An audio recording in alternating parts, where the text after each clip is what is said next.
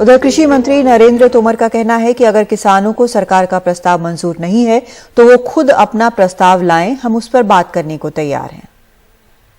मेरे साथ कृषि मंत्री नरेंद्र सिंह तोमर हैं।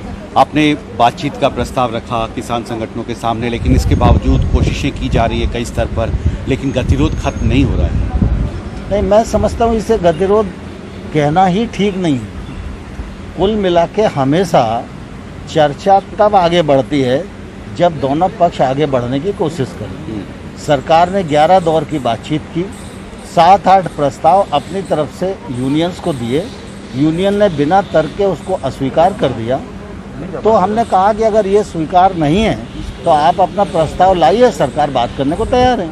ये महत्वपूर्ण बात कह रहे हैं आप। ये कह रहे हैं कि अब किसान संगठन के नेता जो प्रदर्शन कर रहे हैं वो बातचीत अगर भारत सरकार से करना चाहते हैं तो वो अपना प्रस्ताव अगर भारत सरकार के सामने रखते हैं कि किन मुद्दों पर वो बात करना चाहते हैं, तो आप तैयार होंगे उनके साथ बातचीत? नहीं, स्वाभाविक रूप से विषय होगा तभी चर्चा होगी।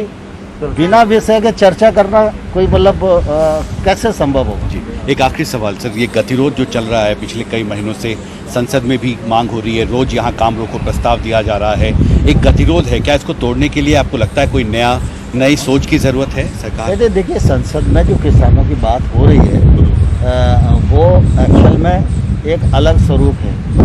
लोग हर सुधार को अगर राजनीतिक रंग देंगे तो इससे देश का भी नुकसान होगा, देश के करोड़ों करोड़ किसानों का भी नुकसान होगा। कुल मिला के जितने भी राजनीतिक दल आज विपक्ष में बैठे हैं सब इन कानूनों के समर्थन में किसी न किसी स्वरूप में रहेंगे। जी, हमसे बात करने के लिए शुक्रिया।